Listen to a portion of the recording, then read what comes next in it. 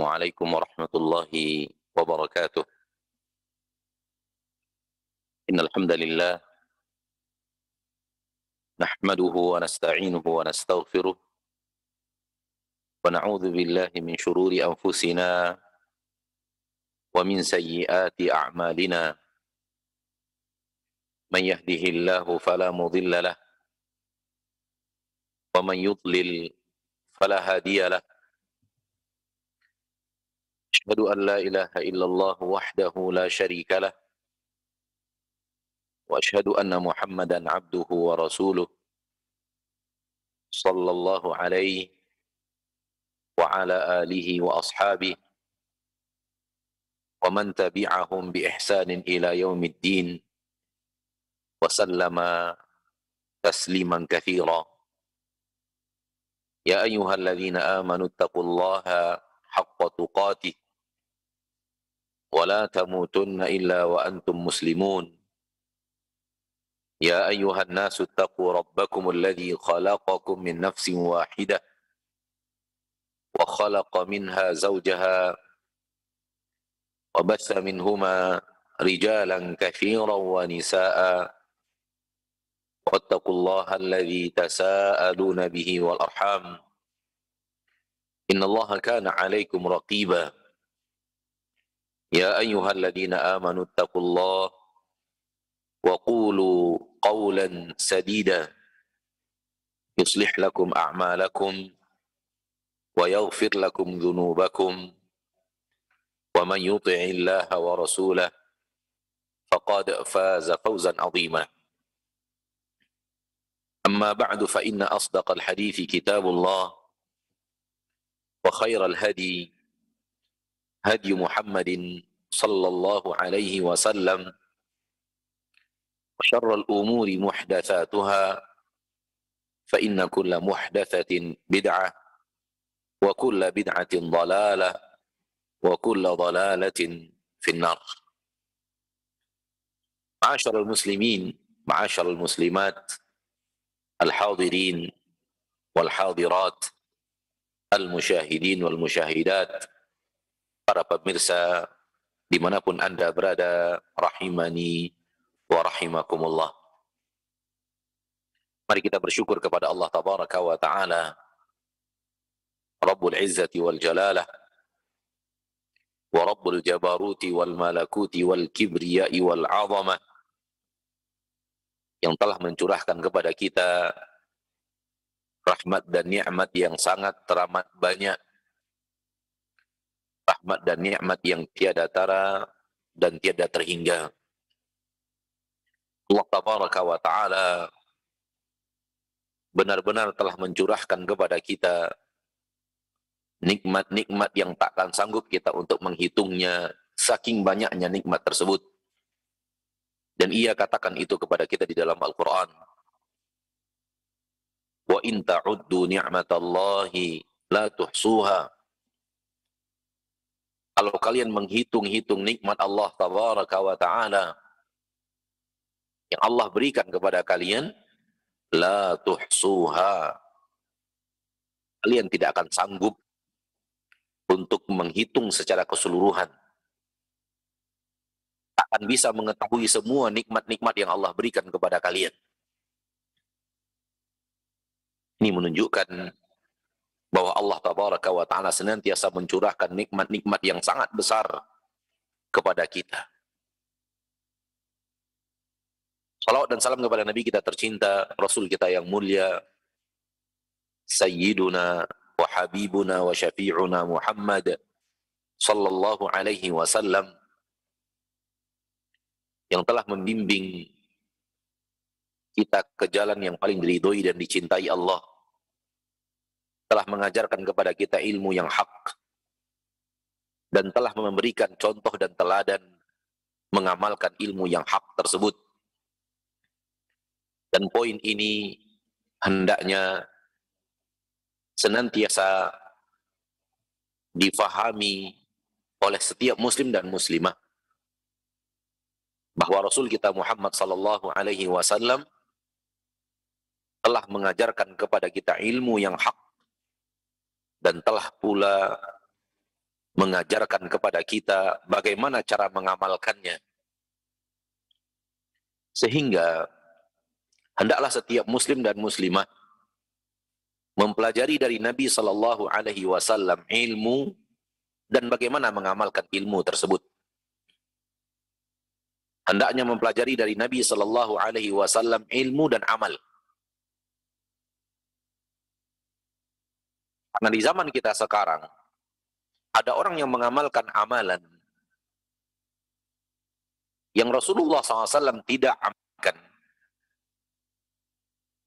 Akan tetapi ketika ditanya kenapa Anda mengamalkannya, dia menyebutkan ayat-ayat Allah atau hadis-hadis Rasulullah Sallallahu Alaihi Wasallam yang seolah-olah cocok dengan apa yang dia amalkan. Semisal ia mengerjakan zikir-zikir dengan cara dan kaifiat yang Allah dengan cara dan kaifiat yang Rasulullah SAW tidak contohkan.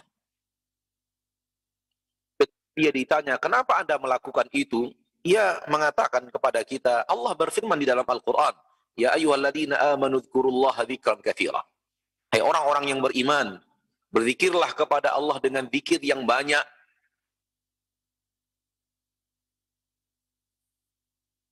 Apa yang terjadi dalam kasus ini? Yang terjadi dia ambil ilmu dari Al-Quran, dia amalkan dengan cara yang tidak diamalkan Rasul Sallallahu Alaihi Wasallam.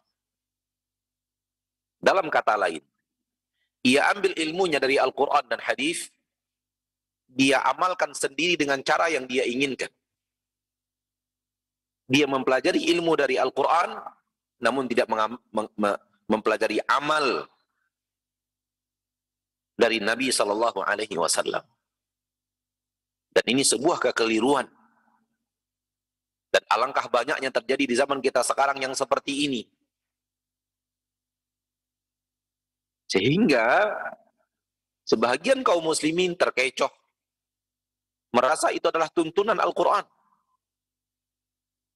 merasa itu adalah bahagian daripada tuntunan Rasulullah Sallallahu Alaihi Wasallam. Tidak saudaraku, tidak saudariku. Ambil ilmunya dari Al-Quran dan hadis, ambil amalannya dari Al-Quran dan hadis, terutama di dalam amalan Rasul Sallallahu Alaihi Wasallam. Jadi ilmu dan amal benar-benar harus diambil dari Rasulullah Sallallahu Alaihi Wasallam. Karena Rasulullah mengajarkan kepada kita ilmu dan mengajarkan kepada kita bagaimana praktek ilmu itu.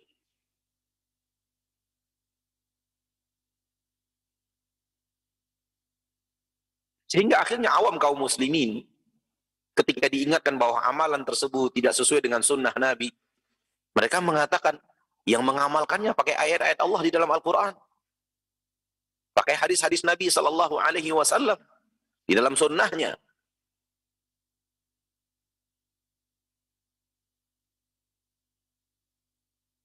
Ma'asyarul muslimin, ma'asyarul muslimat, mari benar-benar belajar dari Nabi Sallallahu Alaihi Wasallam ilmu dan amalnya. Tidak boleh hanya ilmunya saja, kemudian amalnya terserah kita. Huwallazi arsala rasulahu bil huda wa dinil haqq.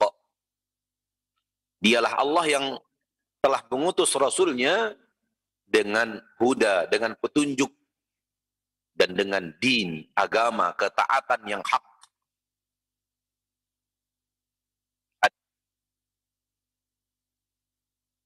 Dan ada din, ada ketaatan, ada amalan. Dan ini bab amal.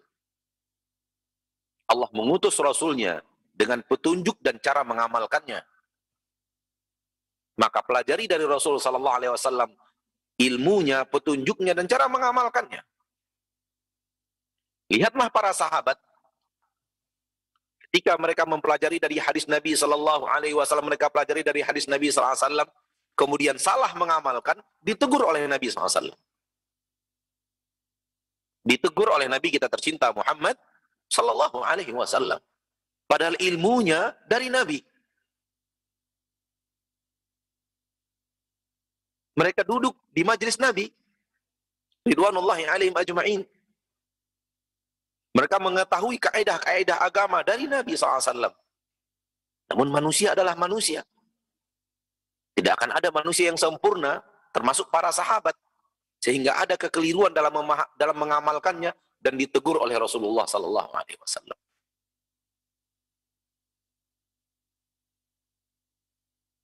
Ma'asyiral muslimin, ma'asyiral muslimat rahimani wa rahimakumullah.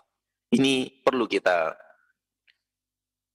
camkan di dalam hati kita agar kita jadikan cara beragama yang benar, bahwa kita mempelajari ilmu dari Nabi dan mempelajari amalnya dari Nabi. Dan tidak boleh ilmunya dari Nabi, kemudian amalnya terserah kita. Baik, kita memasuki hadis-hadis Sahih Bukhari. Alhamdulillah, kembali pada hari ini kita lanjutkan majelis ilmu kita bersama kitab Sahihul Bukhari dalam Kitabul Ilm. Dan majelis ini sempat terhenti karena kondisi yang sama-sama kita pahami. Dan hari ini alhamdulillah Allah mengizinkan kembali kita untuk duduk bermajlis ta'lim di masjid ini, Masjid Nuris Salam. Semoga Allah tabaraka wa ta'ala semakin memperbaiki kondisi kita, semakin memberikan kepada kita keadaan yang lebih baik dari yang sekarang. Sungguh demi Allah kita rindu kepada keadaan-keadaan yang dahulu sebelum pandemi ini terjadi. Duduk lagi bersama ikhwan tentu, sesama ikhwan, duduk bersama di majelis ilmu, majelis ta'lim, melakukan kajian-kajian mingguan atau bulanan, atau mendatangkan ustadz-ustadz dari luar kota untuk didengarkan ilmu dari beliau. Ini kondisi-kondisi yang 2 tahun lebih kita kehilangan. Dan demi Allah, kita memiliki kerinduan terhadap hal yang seperti itu. Oleh karena itu kita berharap dan berdoa kepada Allah agar Allah memperbaiki kondisi kita, sehingga kita bisa Allah berikan kembali nikmat-nikmat tersebut. Amin ya rabbal alamin.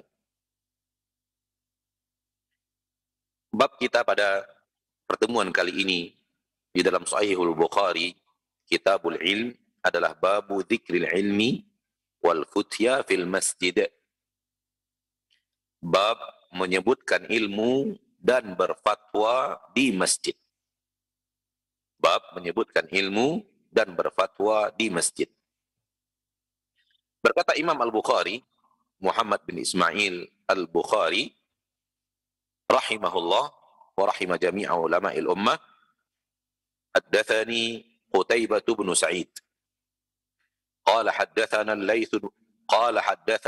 Al-Layth ibn Sa'ad qala haddathana Nafi' maula Abdullah ibn Umar ibn al-Khattab an Abdullah ibn Umar radhiyallahu anhuma wa ardahuma. Hadis berasal dari putra Umar ibn al-Khattab, Abdullah radhiyallahu anhuma wa ardahuma. Anna rajulan qama fil masjid.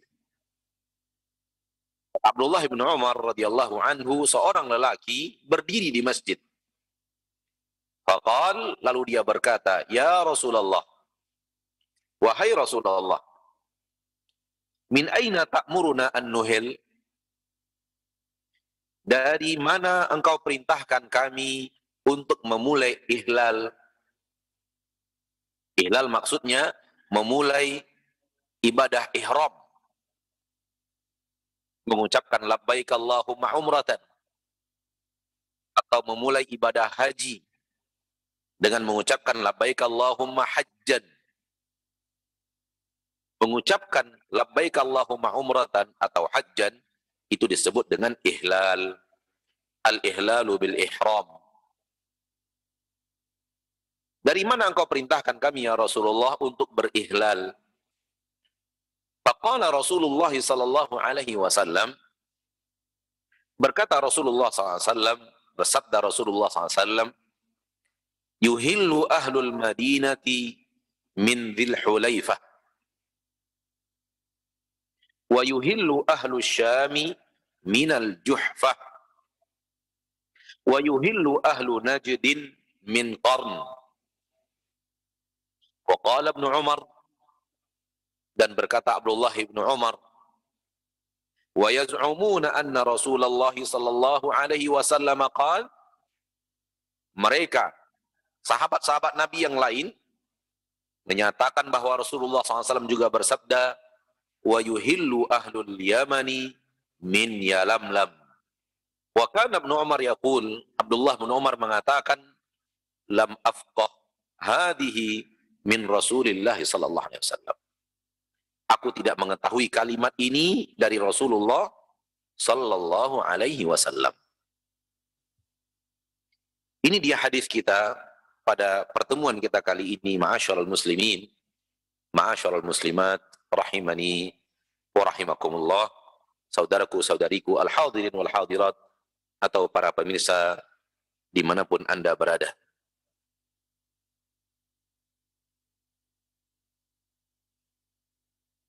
Bab kita pada kali ini adalah bab menyampaikan ilmu dan fatwa di masjid.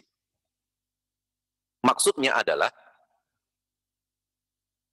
apabila seseorang butuh untuk mengangkat suaranya di masjid, dan itu untuk menanyakan ilmu atau meminta ilmu, meminta fatwa, apa boleh baginya untuk melakukan itu. Ini dia maksud daripada judul bab. Karena memang ilmu dan fatwa berasal dari masjid. Nabi SAW mengajarkan agama kepada kaum muslimin, mayoritasnya di masjid. Sehingga hal yang lumrah, hal yang masyhur, familiar, hal yang jelas, menyampaikan ilmu dan menyampaikan fatwa di masjid. Masjid pada zaman Nabi SAW dan para sahabat, dan zaman-zaman yang generasi setelahnya adalah sumber ilmu, sumber fatwa, sumber kekuatan umat Islam, sumber aktivitas agama.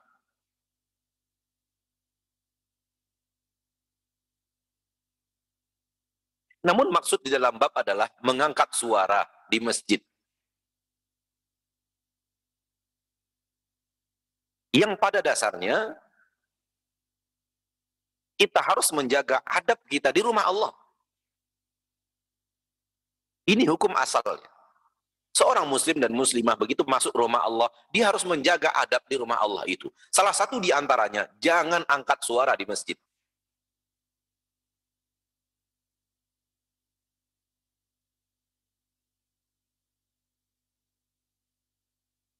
Dan ini adabnya para sahabat. Ridwanullahi alaihim ajma'in ketika berada di masjid bersama Nabi sallallahu alaihi wasallam. Dan adab yang diajarkan oleh para sahabat kepada para murid-murid mereka, para tabi'in, ketika mereka memasuki ke masjid. Sehingga suatu hari, di zaman Umar ibn Khattab menjadi khalifah, ada seseorang yang mengangkat suaranya di masjid.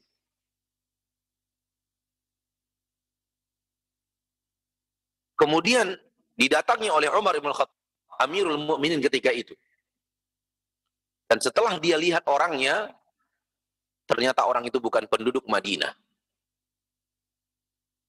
Berkata Umar radhiyallahu anhu kepada orang tersebut, "Lau annaka min ahli Madinah la auja'tuka darba." Sekiranya engkau penduduk Madinah, aku akan pukul engkau. Aku akan berikan rasa sakit kepadamu.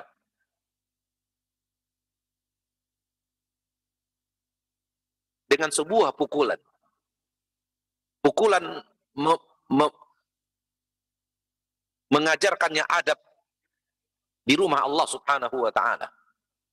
Tapi berhubung dia bukanlah penduduk Madinah, ada kemungkinan orang itu tidak mengerti, tidak faham, orang awam, sehingga dijadikan udzur oleh Umar bin Khattab untuk memberikan ta'dib, pengajaran kepadanya.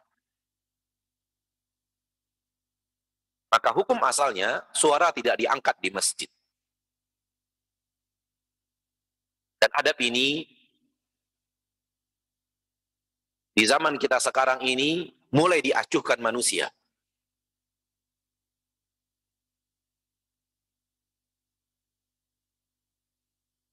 Dan banyak di antara mereka berbicara di masjid dengan suara yang keras, lantang,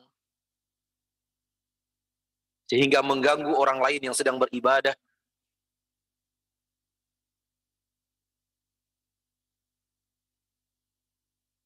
Dan kita berharap lahirnya generasi-generasi yang bisa kita tarbiyah untuk menjaga adab-adab di rumah Allah Subhanahu wa ta'ala.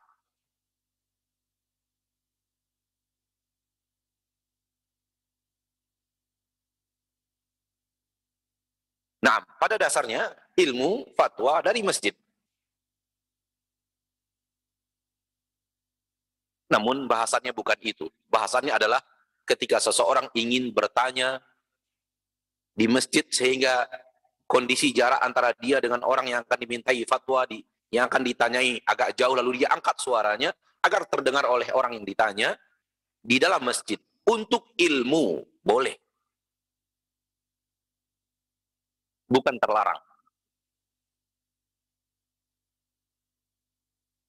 Dan ini yang dikatakan oleh Al-Imam Ibnu Hajar Al-Asqalani di dalam syarah beliau terhadap Sahih Muslim.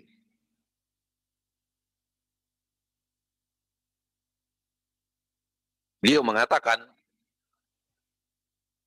bahwa apa yang dibawakan oleh Imam Al-Bukhari ini adalah bantahan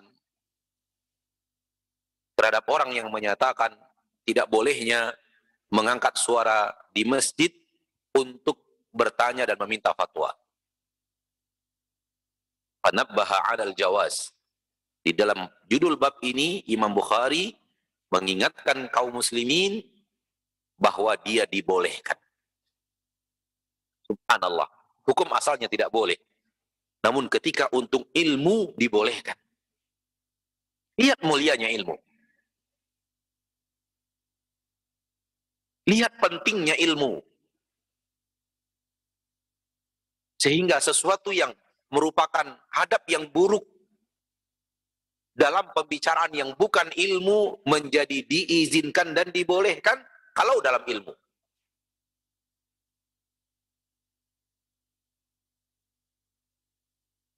Sesuatu yang kurang adab pada sesuatu yang tidak ilmu, ketika berhubungan dengan ilmu, malah sesuatu itu tidak dianggap kurang adab.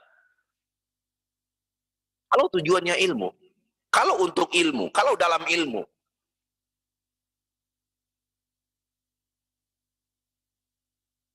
Dan tentu keadaan ini adalah keadaan yang tidak terjadi setiap saat.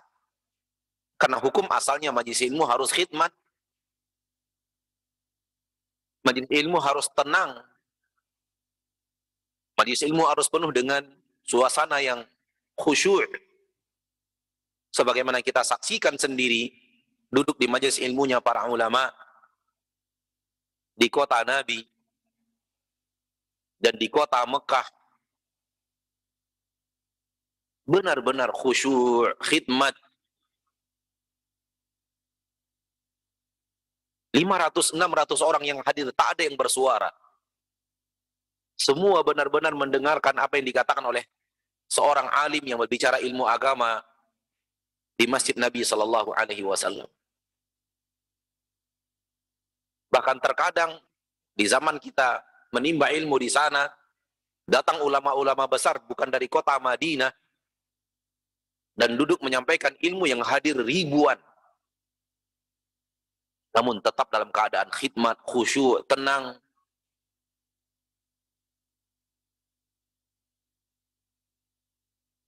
karena itu orang yang bermajelis ilmu untuk ketawa-ketawa di masjid, ini jauh sekali dari masjid, dari majelis ilmu yang sebenarnya.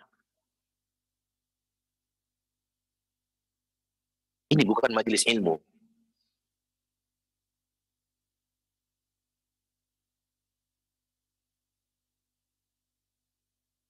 Ya tentu keadaan yang seperti ini, yaitu seseorang mengangkat suaranya, minta fatwa, bukan keadaan yang lazim.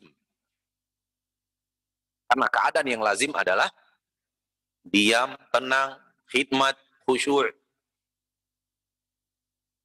Seorang alim berbicara, muridnya menulis, memperhatikan dengan seksama, menimba poin-poin ilmu, poin-poin hikmah yang disampaikan oleh seorang yang menyampaikan ilmu. Ini dia hukum asalnya majelis ilmu, majelis ta'lim, majelis fatwa di masjid-masjid. Dari zaman Nabi sampai zaman sekarang. Namun zaman sekarang, untuk orang-orang yang benar-benar mengamalkannya seperti yang diamalkan oleh Nabi Sallallahu Alaihi Wasallam. Namun terkadang, seperti kejadian pada hadis ini yang diriwayatkan oleh Abdullah bin Umar radhiyallahu taala anhu, seseorang mengangkat suaranya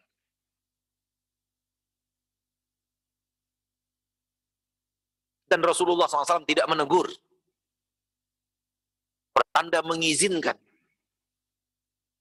Dan Rasulullah SAW menjawab apa yang ia tanyakan. Melegalkan apa yang terjadi.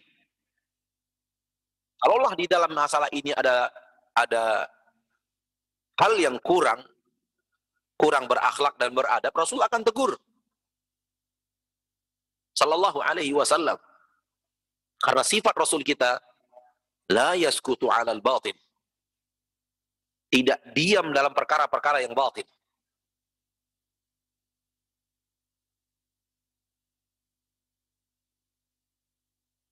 Baik. Kata Abdullah bin Umar radhiyallahu anhu wa ardhahu, seorang lelaki berdiri di masjid mengangkat suaranya kepada Rasulullah SAW yang kemungkinan jaraknya tidak dekat dari Nabi SAW, dengan mengatakan, ya Rasulullah, wahai Rasulullah, min aina ta'muruna an nuhil, dari mana engkau memerintahkan kami untuk memulai ihlal ihram? Jelas dari pertanyaannya, orang ini mau melaksanakan ibadah haji atau mau melaksanakan ibadah umrah. Sehingga kewajiban orang yang akan memulai ibadah haji atau ibadah umrah adalah berihram. Dan ketika akan berihram, dia harus disunnahkan untuk mengucapkan sesuatu. Dan mengucapkannya itulah yang disebut dengan ihlal. Mengangkat suara untuk sesuatu keadaan. Dan ini sunnah. Yaitu apabila dia ingin berihram untuk umrah, dia mengatakan labbaik Allahumma umratan.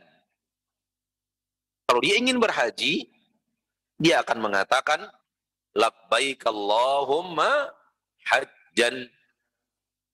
Kalau dia ingin berumrah sekalian haji, langsung menggabungkannya, maka dia mengatakan labbaik Allahumma umratan fi hajjah. Yang satu umrah saja, yang satu haji saja, yang satu memasukkan ibadah umrah ke dalam ibadah haji.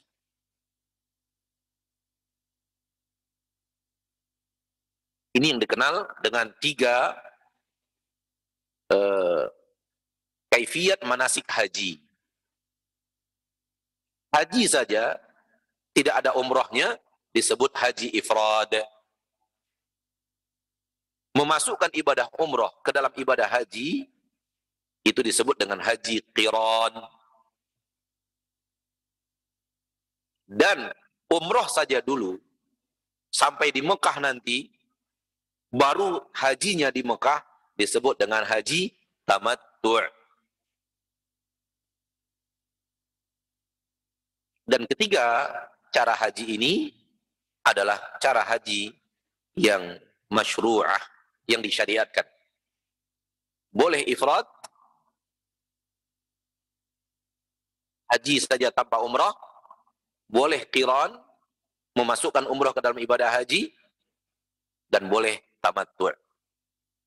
Dan yang paling afdal dari tiga kaifiat ibadah haji tersebut adalah haji tamattu', yaitu berumrah dulu sampai selesai,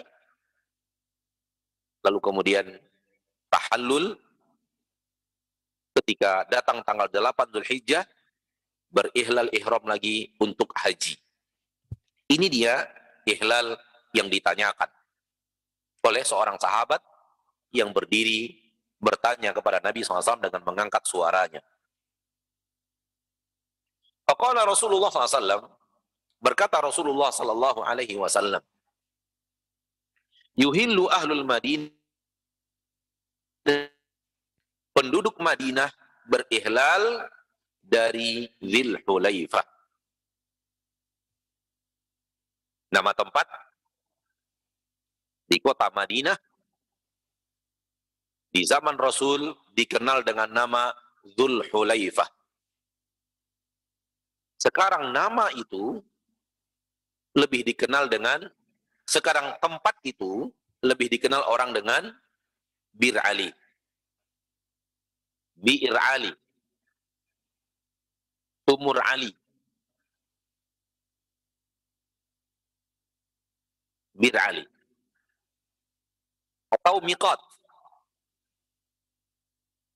atau dikenal dengan Miqat. Banyak orang menyebutnya Miqat atau menyebutnya Bir Ali. Dan Miqat secara bahasa Arab artinya tempat memulai sesuatu.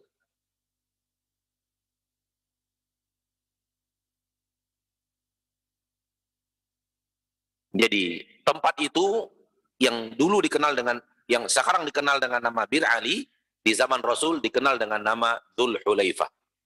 Tempat yang sama dengan penyebutan nama yang berbeda. Dari sana Ahlul Madinah memulai, kata Nabi SAW. Wa yuhillu ahlu Syami minal Juhfah. Adapun penduduk Syam itu memulainya dari Juhfah. Wa yuhillu ahlu Najdin min Qarn. Dan penduduk Najd itu memulainya dari daerah Qarn. Qarnul Manazil, nama tempat. Berkata Abdullah bin Umar bahwa sahabat menyatakan, Rasul mengatakan wa yuhillu ahlul Yamani min Yalamlam. Ahlul Yaman, orang Yaman memulainya dari Yalamlam. Namun saya tidak tahu itu dari Rasul. Saya sendiri tidak mendengarnya, tidak berilmu tentangnya, namun para sahabat yang lain menyebutkan Nabi juga mengatakan Ahlul Yaman berihlal dari Yalamlam. Dan itu riwayat Abdullah bin Umar dari sahabat yang lain yang tidak beliau dengar langsung dari Nabi kita tercinta Muhammad sallallahu alaihi wasallam. Tidak tahunya Abdullah bin Umar, tidak tahunya kita, Abdullah bin Umar mendengar dari siapa, tidak jadi masalah. Kenapa? Karena mereka adalah para sahabat. Wal jahalatu fi sahabiyyin la yadur. Tidak tahunya sahabat siapa yang menyampaikan hadis tidak membawa mudarat kepada sanad hadis. Kenapa? Karena para sahabat semua mereka adalah udul, orang yang agamanya bagus. Semua sahabat adalah orang yang tidak pernah berdusta untuk hal yang dia adalah perkataan Nabi kita tercinta Muhammad sallallahu alaihi wasallam. Dan telah datang dari riwayat-riwayat lain seperti itu. Dari riwayat-riwayat sahabat lain, Nabi menyebutkan daerah-daerah ini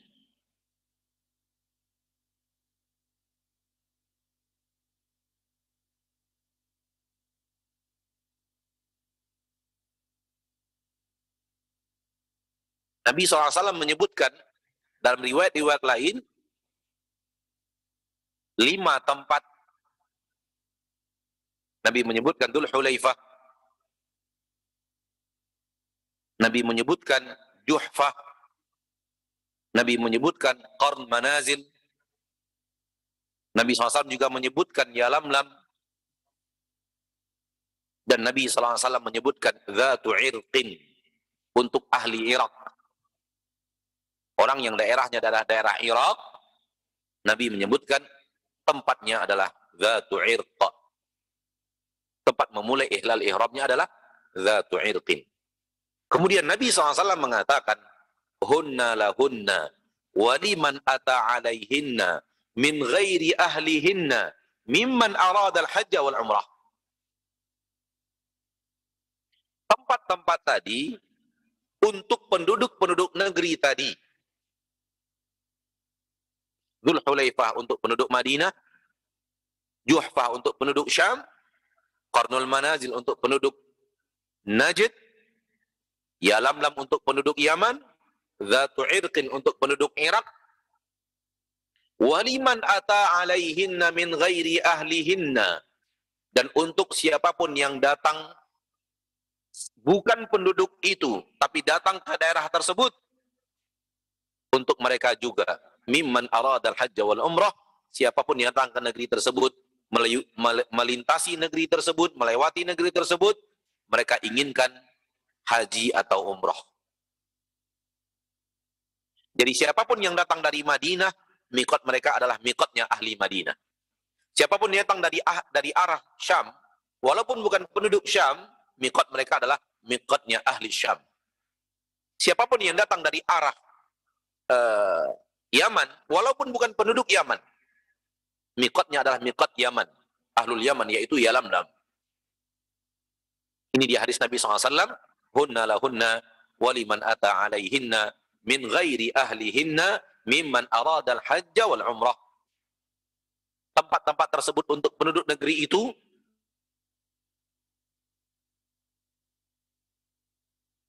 dan yang bukan kita orang Indonesia. Apabila kita akan berangkat ke tanah suci, maka kita akan melewati daerah Yaman.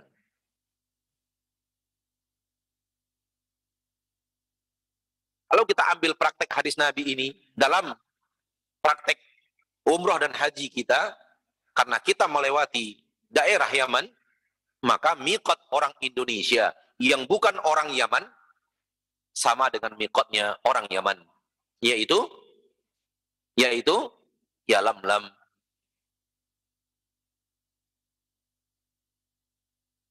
Namun sayang 1000 kali sayang, sayang 1.000.000 sayang, mayoritas umat Islam yang berhaji di zaman kita sekarang, miqatnya tidaklah Yalamlam. Dan kita sedih luar biasa. Mana miqat mereka?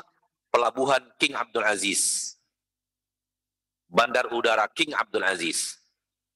Dan Bandar Udara King Abdul Aziz itu telah melewati Yalamlam. Ada sekitar 15 menit lebih kurang setelah melewati Yalamlam, baru pesawat mendarat di King Abdul Aziz, Jeddah. Artinya apa? Banyak sekali umat Islam Indonesia berumroh, memulai ihlal ihramnya salah.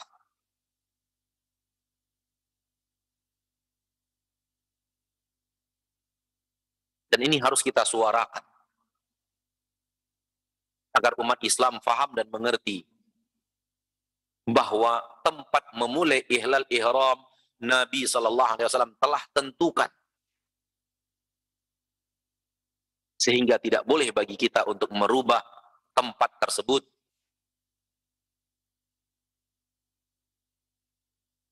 Mungkin di antara kita yang sekarang hadir di majelis ini atau menyimak siaran ini pada kesempatan yang berbahagia ini pernah melaksanakan ibadah umroh atau ibadah haji. Dan mungkin karena ketidaktahuan dahulu kala mengamalkan seperti yang tadi saya katakan. Terutama haji. Kloter 2. Kloter pertama selamat, karena mereka berangkat terlebih dahulu ke Madinah. Dan mereka memulainya dari Dzul Hulaifah atau Bir Ali. Selamat kloter pertama. Yang kloter kedua, problem.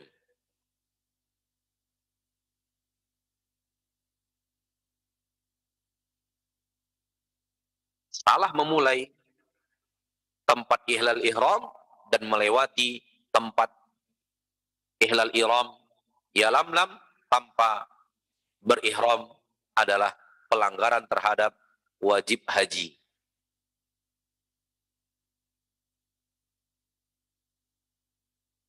Dan konsekuensinya secara ilmu fikih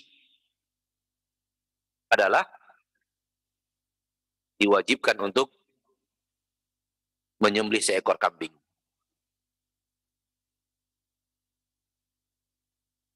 Dam, pelanggaran manasik umroh atau manasik haji.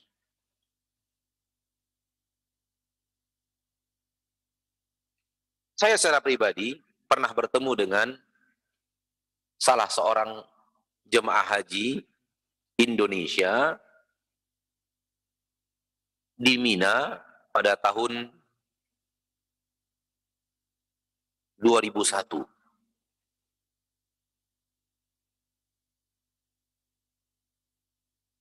Ketika itu sekitar jam 2:30 subuh,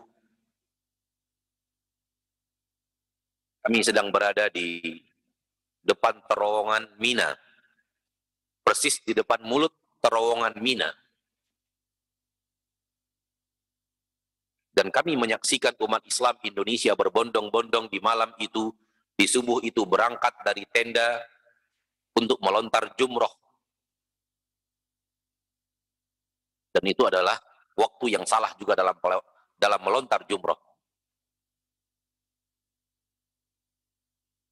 Terlihat seorang bapak duduk sendiri, saya menghampiri, mulai bertanya, berkenalan, bapak dari mana? Ternyata beliau berasal dari Jawa. Setelah diskusi-diskusi panjang, saya mencoba untuk bertanya pertanyaan yang saya inginkan. Memancing bapak tersebut. Pak, itu banyak yang pergi melontar jumroh. Kenapa nggak ikut, Pak? Kita tahu waktunya salah. Setelah kita belajar ilmu fikih yang sesuai dengan sunnah Nabi, salah melontar. Melontar itu dimulai dari waktu zawal. Si bapak mengatakan, enggak, saya enggak mau. Kenapa, Pak? Saya mulai tertarik. Ternyata bapak ini tahu itu salah. Si bapak ini mengatakan, Mas, walaupun saya hanya seorang petani di kampung saya, tapi alhamdulillah, ini haji saya yang ketiga. Saya pernah berhaji tahun 70 sekian. Dan saya berhaji pada tahun 80 sekian. Saya lupa tahun yang beliau sebutkan. Dan saya sekarang ini juga berhaji, alhamdulillah yang ketiga pada tahun ini, yaitu tahun 2001. Kata beliau, saya merasa aneh, Mas. Agama di negeri kita Indonesia bisa berubah-berubah. Dahulu, ketika saya berhaji di tahun-tahun lalu, di tahun 70 sekian itu, melontar ini harus setelah zawal. Kalau melontar sebelum zawal dianggap lontarannya waktunya tidak tepat dan tidak sah. Sekarang sudah boleh sebelum zawal. Dulu saya berhaji tahun sekian, itu harus berihram di atas pesawat. Sehingga di atas pesawat itu kami sudah memakai kain ihram dan sudah memulai ihlal ihramnya di atas pesawat, di Yalamlam. Sekarang sudah boleh di Bandara King Abdul Aziz. Saya heran, Mas. Agama di negeri kita Indonesia bisa berubah-ubah. Oleh karena itu saya katakan kepada keluarga saya, yang berangkat haji tahun ini, kita ikuti yang lama. Yaitu kita berumroh di atas pesawat, di alam lam.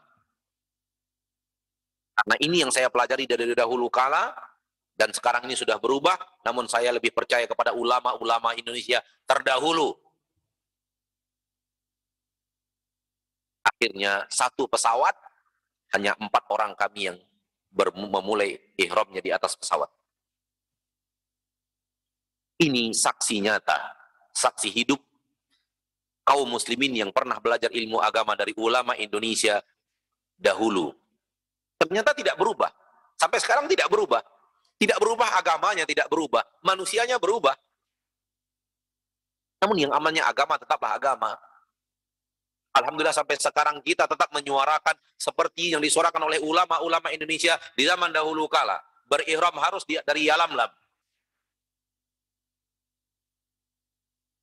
Dan mengajak umat Islam untuk kembali kepada yang seperti itu. Kenapa? Ya lam-lam, Nabi yang tentukan.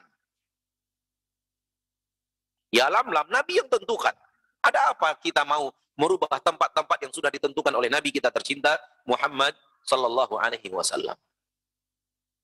Maka ini nasihat saya kepada diri saya sendiri, nasihat saya kepada kaum muslimin yang ingin berumrah dan berhaji, nasihat saya kepada seluruh pengurus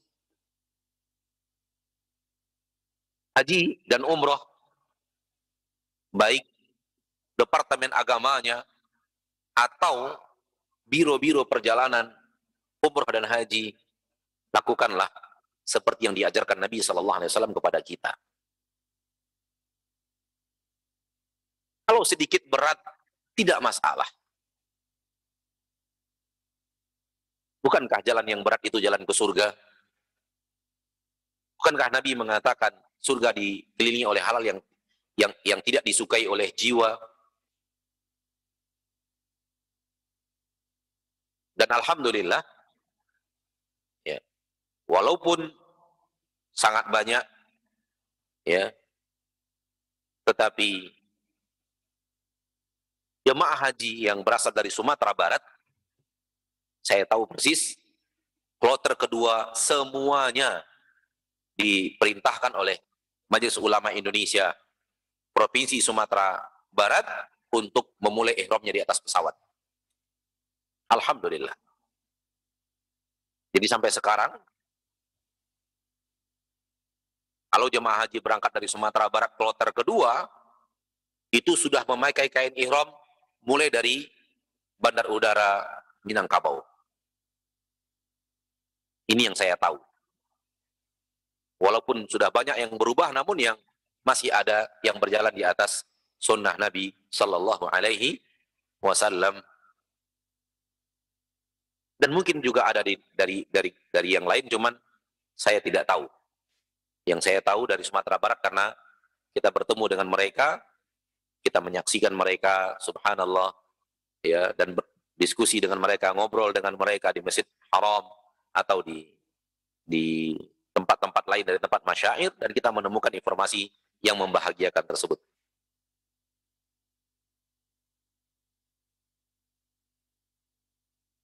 Ma'asyiral muslimin, ma'asyiral muslimat, rahimani wa rahimakumullah. Jadi ini dia hadis kita yang berhubungan dengan seorang yang mengangkat suara bertanya kepada Nabi masalah ilmu. Kemudian pelajaran berikutnya di dalam hadis ini adalah bertanyalah sebelum mengamalkan. Bertanyalah sebelum mengamalkan. Lihat sahabat ini, ingin berihlal ihram. Sebelum melakukannya, nanya dulu ke Rasulullah, dari mana kita mulai? Berarti belum dilakukan, belum diamalkan. Dan ini jalan yang benar. Dan ini praktek yang benar. Bertanya dulu tentang ilmunya, setelah dapat ilmunya baru amalkan. Di usia dakwah kita atau pengalaman dakwah kita yang tidak terlalu panjang ini, sering sekali kita menemukan kaum muslimin mengatakan seperti ini, Ustadz, saya lakukan ini, saya lakukan ini, saya lakukan ini, lalu terjadi ini, lalu saya lakukan ini. Lalu kemudian akhir daripada pertanyaannya, apakah yang saya lakukan itu benar, Ustadz?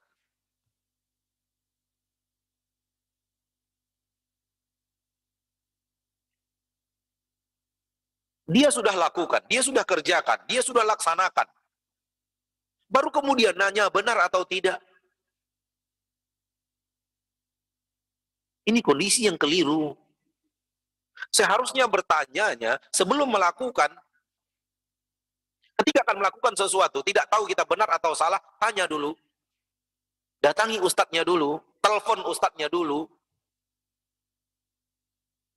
Kirim pesan singkat ke ustadznya dulu. Ustadz, tolong jawab, saya mau melakukan ini. Apakah yang saya lakukan seperti ini benar? Kalau tidak benar, tunjukkan saya yang benar harus bagaimana. Sebelum melakukannya, ini yang benar. Berilmu dulu, baru mengerjakan. Ilmu itu, ma'asyarul muslimin, ma'asyarul muslimat, bagaikan senter di tangan orang yang berjalan di kegelapan malam. Kalau kita berjalan di kegelapan malam, lalu kita memegang senter, maka cahaya senter itu adalah ilmu. Dan langkah-langkah kita di kegelapan malam adalah amal. Di mana letak cahaya senter? Di depan apa di belakang? Depan. Untuk apa cahaya itu? Untuk memastikan langkah kita benar. Di senter di depan kita, ada apa di depan kita ini? Tanah, atau kotoran sapi, atau duri, sesuatu yang bisa dipijak, sesuatu yang tidak mencederakan, sesuatu yang benar. Setelah kita yakin di depan aman, baru kita langkahkan kaki kita. Maka ilmu dan amal seperti itu. Ilmu memimpin amal. Ilmu di depan amal. Jangan pegang senter di kegelapan malam, jalan dulu. Setelah jalan baru senter ke belakang. Jalan tadi saya benar enggak sih? Ini aneh bin ajaib. Jalan dulu, baru nyenter ke belakang benar atau tidak.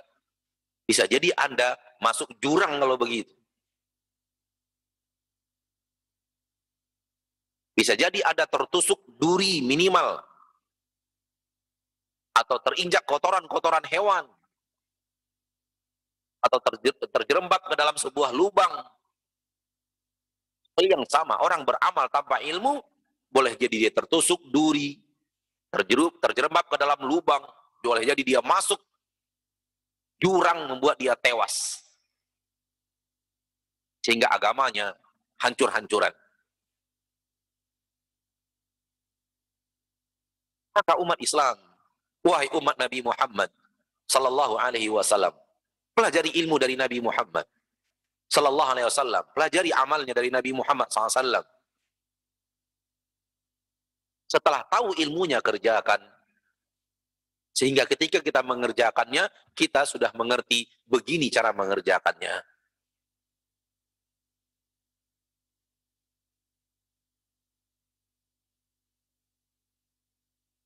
Yang terakhir di dalam hadis ini adalah tentang niat.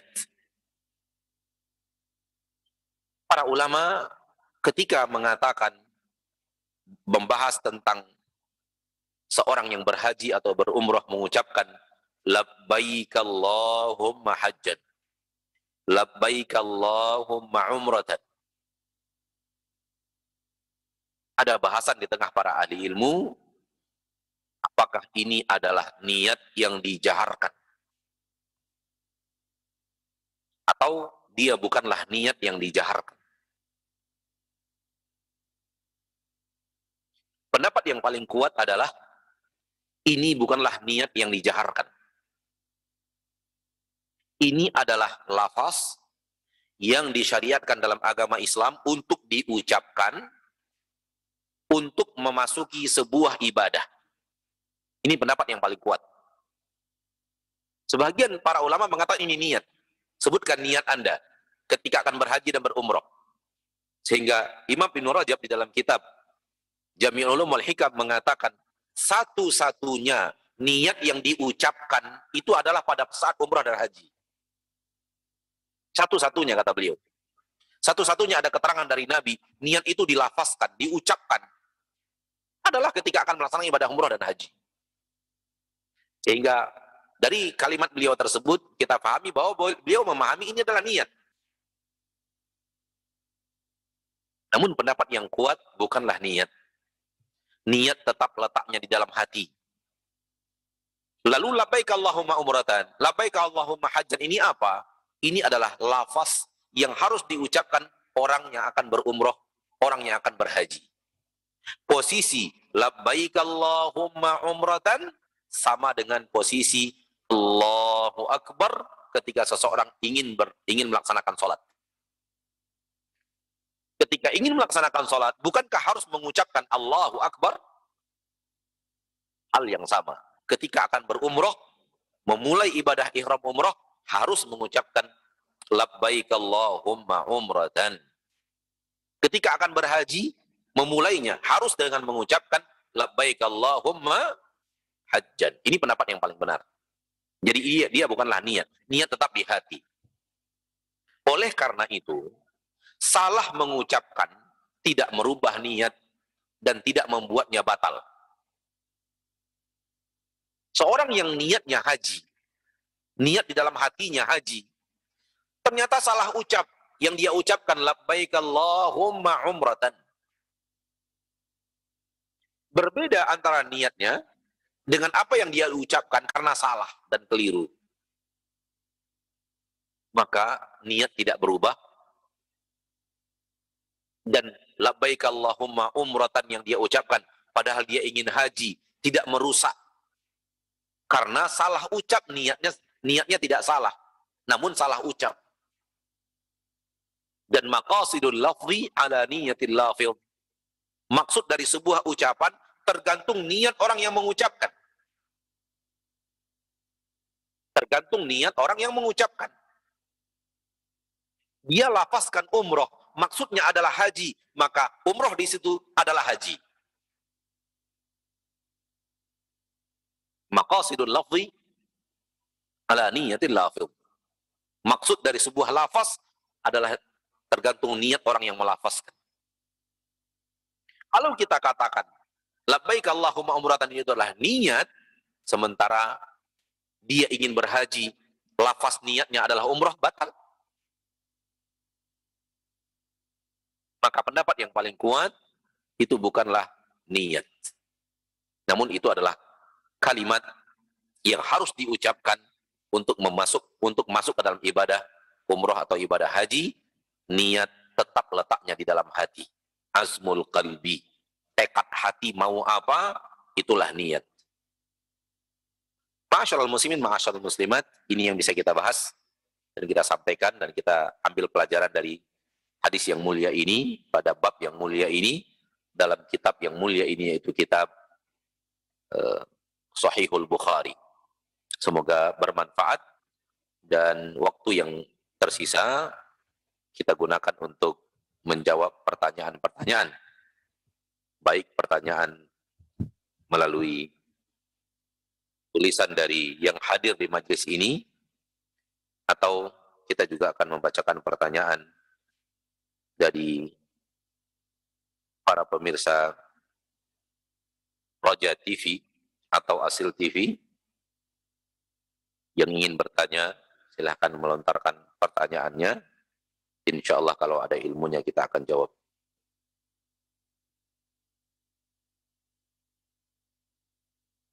Pertanyaan pertama, Ustadz, ana berhaji tahun 2006. Saat itu belum memahami sunnah. Waktu itu oleh pembimbing haji diajarkan miqat di Bandara King Abdul Aziz. Persis seperti yang tadi kita sampaikan. Atas pelanggaran wajib haji ini, apa yang mesti ana lakukan? Apakah mesti membayar dam saat ini? Kemana dibayarkan? Bagaimana dengan suami yang telah wafat? Apakah juga harus membayarkan damnya?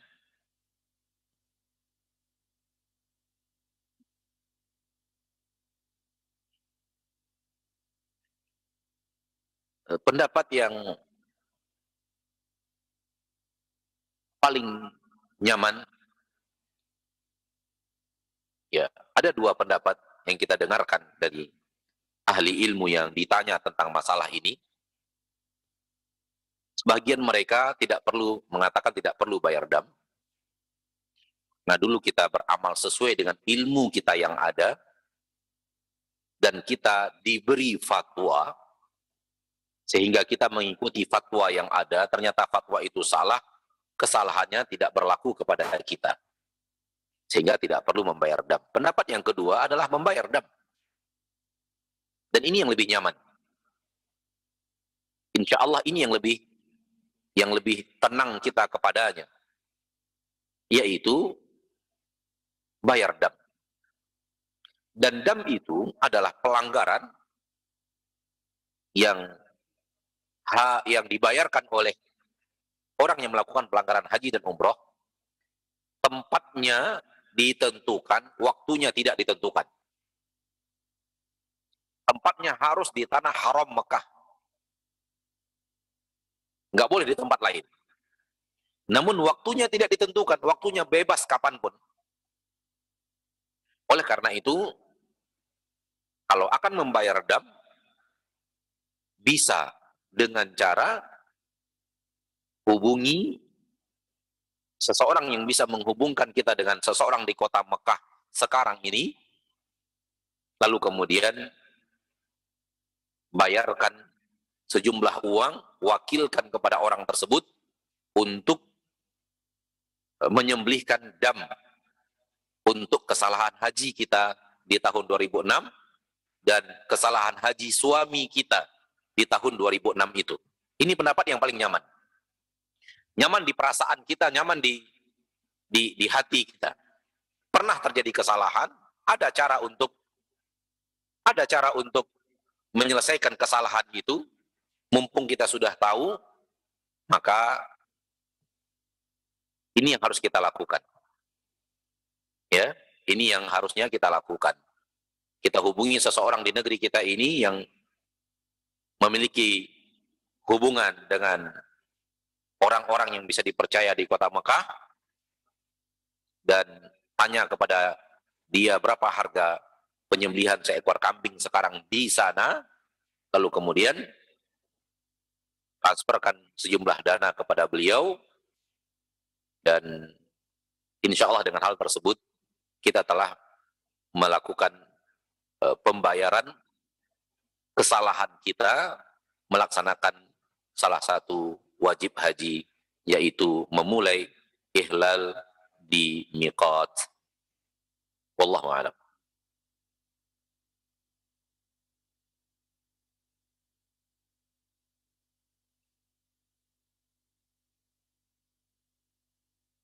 Pertanyaan berikutnya, dalam menjaga adab di dalam masjid, apakah ada uzur yang diberikan kepada anak-anak yang berlari-lari dan teriak-teriak dan bermain-main di masjid? Karena biasanya orang tua tidak senang jika anaknya diberikan nasihat.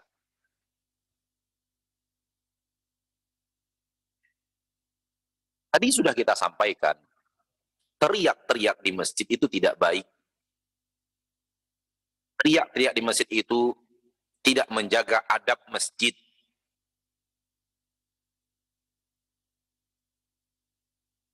Sehingga kalau terjadi, walaupun terjadi pada anak-anak, hendaknya teriakan itu diusahakan untuk dihilangkan.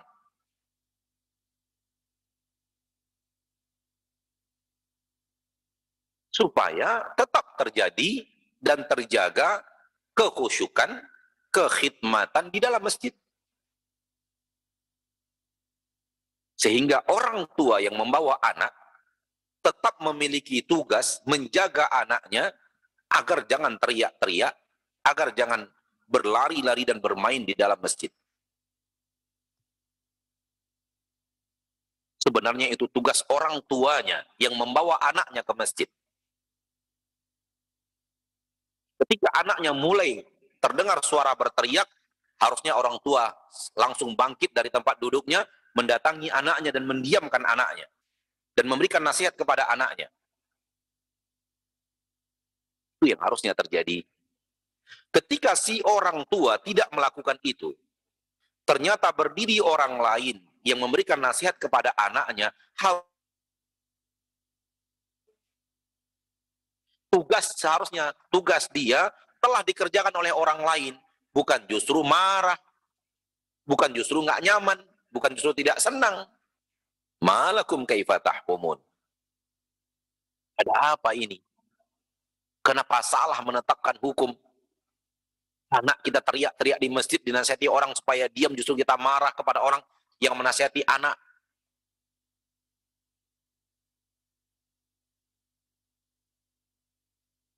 Sering sekali di dalam kejadian yang kita alami, anak teriak-teriak di masjid, orang tuanya cuek, bebek. Dan ini tidak benar. Anak kita telah mengganggu suasana masjid, telah mengganggu suasana kajian. Saya tahu Anda ingin menuntut ilmu, namun Anda juga harus tahu orang lain ingin menuntut ilmu. Yang terganggu dengan suara teriakan anak Anda. Jangan cuek, anak kita teriak jangan cuek. Kita harus bangkit, diamkan dia. Diamkan juga teman-teman bermainnya.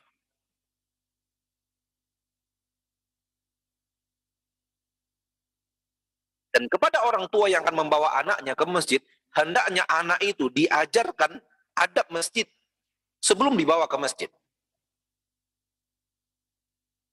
Terutama anak yang sudah mulai bisa memahami.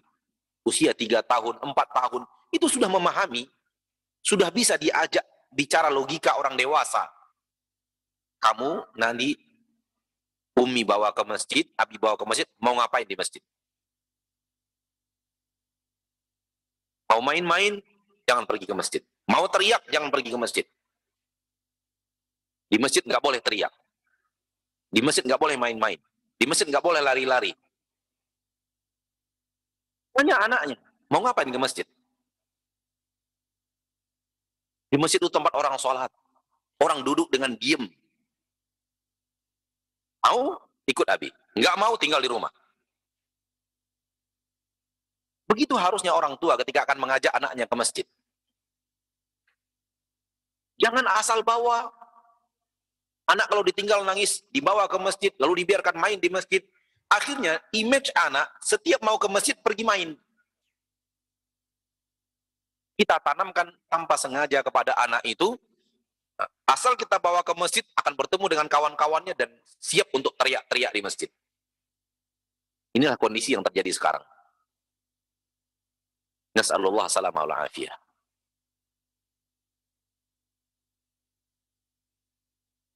Kita rindu sebuah masjid yang khidmat seperti masjidnya Nabi SAW, seperti yang diceritakan di dalam sejarah-sejarah. Nggak ada orang teriak-teriak, nggak ada anak-anak teriak-teriak. Dijaga masjid itu, adab di masjid itu.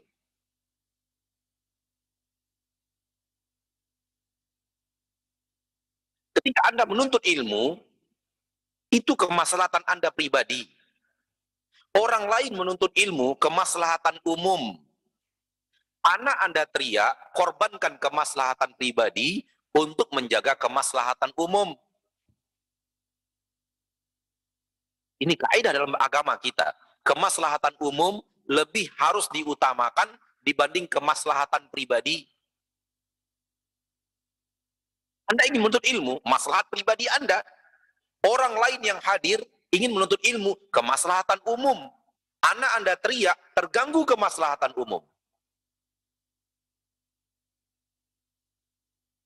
Maka korbankan kemaslahatan pribadi Anda untuk menjaga kemaslahatan umum.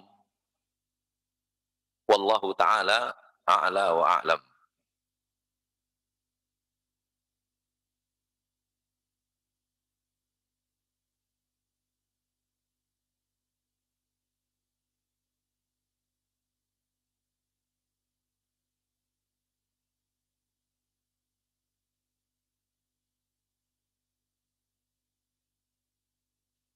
Berikutnya, apakah ada keutamaan apabila seseorang meninggal dunia disebabkan wabah, meninggal di hari Jumat dan meninggal di bulan Ramadan? Meninggal di hari Jumat, maka kalau dia adalah orang saleh, diharapkan dia mendapatkan husnul khatimah. Karena meninggal di hari Jumat, bagi orang saleh, salah satu indikasi husnul khatimah. Indikasi. Ciri-ciri. Bukan kepastian. Bukan apa? Bukan kepastian. Ya. Dan salah satu indikasi orang soleh wafat mendapatkan kebaikan adalah apabila meninggal disebabkan wabah ta'un. Itu yang saya tahu hadisnya. Wabah ta'un. Barang siapa yang wafat disebabkan wabah ta'un. Yang wafat dari orang soleh tentunya. Bukan orang yang meninggalkan sholat lalu wafat wabah ta'un lalu dia mendapatkan husnul khatimah. Tetap su'ul khatimah. Dia tidak sholat.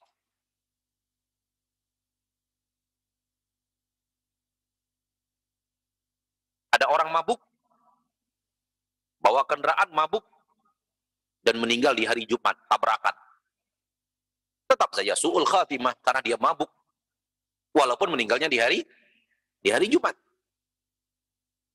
Meninggal di hari Jumat itu, orang saleh, manusia yang kita kenal saleh, meninggal di hari Jumat. Kita katakan mudah-mudahan. Tidak berani memastikan. Wafatnya di hari Jumat, indikasi mudah-mudahan mendapatkan husnul khatimah. Ini yang saya tahu, wallahu ta'ala a'la wa alam.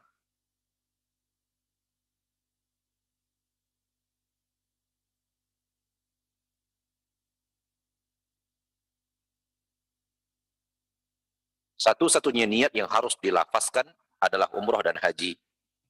Bagaimana dengan ibadah yang lain Ustadz, seperti zakat? Apakah kita memberikan zakat harta, apakah perlu kita ucapkan kepada yang menerimanya?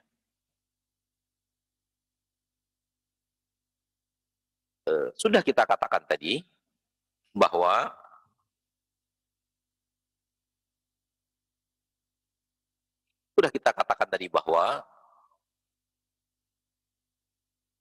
tidak ada perintah untuk mengucapkan, melafazkan sesuatu yang diniatkan.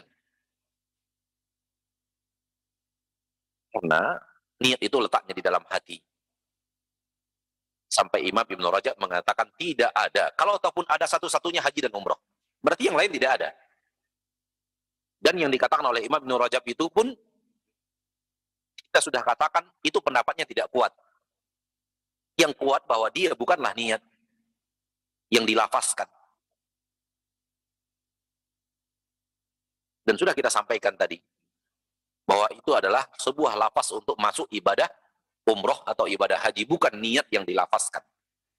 Kalau toh pun itu adalah niat yang dilafazkan, itulah satu-satunya ibadah yang niatnya harus dilafazkan. Silahkan. Karena ada keterangannya untuk mengucapkan labbaik Allahumma hajjan. Diperintahkan untuk mengucapkan labbaik Allahumma umratan. Maka kita amalkan. Adapun ibadah-ibadah lain tidak ada. Maka ini insya Allah sudah menjawab ya apa yang ditanyakan oleh saudara kita atau saudari kita yang bertanya ini, bahwa apakah dalam ingin memberikan zakat mal dan yang lainnya harus diberitahu bahwa ini adalah, nggak perlu diberitahu. Nggak ada kewajiban memberitahu. Wallahu ta'ala a'la wa a'lam bis-shawab.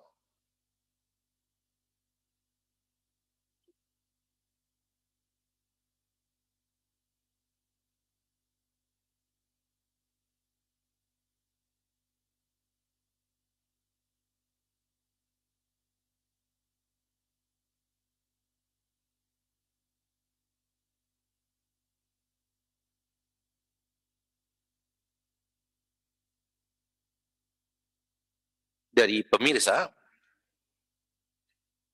izin bertanya Ustaz, saya seorang akhwat, baru mengenal manhaj salaf ini sekitar 2 tahun. Alhamdulillah, saya benar-benar yakin dengan jalan yang sudah Allah tunjukkan ini Ustaz. Sama, saya juga benar-benar yakin jalan inilah yang benar. Dan inilah jalan yang diajarkan oleh Allah, diperintahkan oleh Allah dan Rasulnya.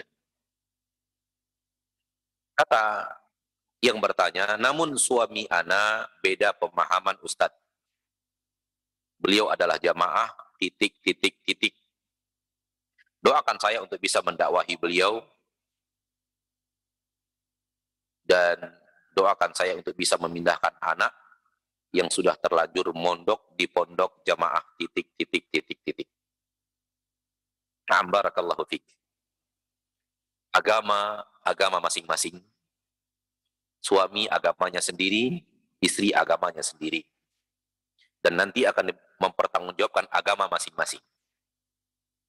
Nabi Nuh mempertanggungjawabkan agamanya, istri Nabi Nuh mempertanggungjawabkan agamanya sendiri. Nabi Muhammad SAW mempertanggungjawabkan agama beliau sendiri di hadapan Allah. Abu Talib mempertanggungjawabkan agama beliau sendiri. Abu Bakar mempertanggungjawabkan agamanya sendiri.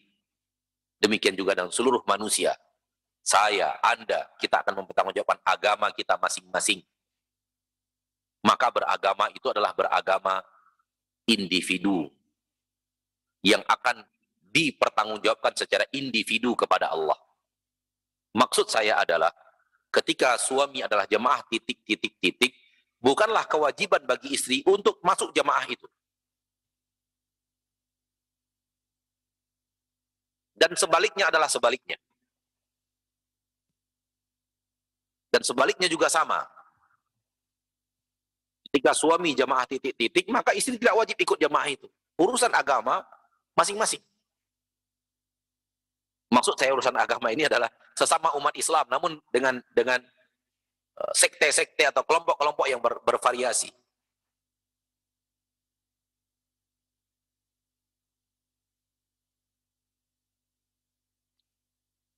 Diriwayatkan dari biografi Syekhuna Muqbil bin Hadil Wadi'i di Yaman, alimul Yaman, alim ad-diyar Yamaniyah, bahwa beliau memiliki seorang putri yang telah beliau didik di atas manhaj salaf, dan kemudian beliau nikahkan dengan seorang muridnya yang juga adalah murid beliau, namun qaddar Allah dalam perjalanan berikutnya sang murid ini belajar dengan guru lain dan mulai mengikuti firqah yang bukan ahlu sunnah wal jamaah, yang bukan di atas manhaj salaful ummah. Namun Syekh tidak pernah menyuruh istrinya, menyuruh anaknya untuk bercerai dari suaminya. Syekh Muqbil bin Hadil Wadi'i tidak pernah menyuruh putrinya untuk minta cerai dari suaminya yang tidak lagi mengikuti manhaj salafus saleh yang beliau ajarkan. Padahal itu dahulu adalah murid beliau. Menantunya tersebut dahulu adalah murid beliau.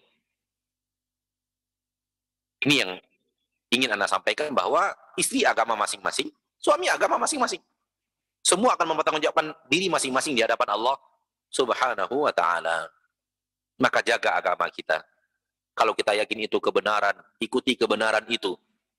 Walau kita berbeda dengan suami, walau kita berbeda dengan istri. Sambil menasihati. Semoga Allah Tabaraka wa ta'ala memberikan kepada kita taufik untuk bisa mendapatkan hidayah. Dan semoga Allah memberikan taufik hidayah itu juga kepada orang-orang yang kita cintai, baik suami kita atau istri kita. Memang idealnya sama. Ini yang idealnya. Sama-sama di atas kebenaran, sama-sama di atas manhaj salafus saleh, manhajnya para sahabat. Wallahu a'lam.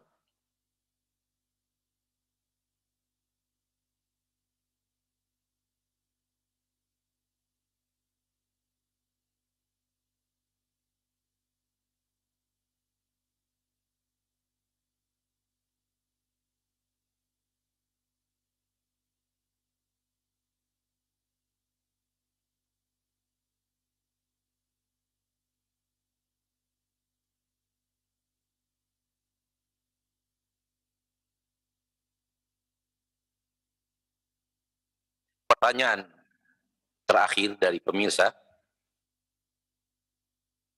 Ustadz mau tanya, apakah boleh berniat dengan bahasa daerah masing-masing?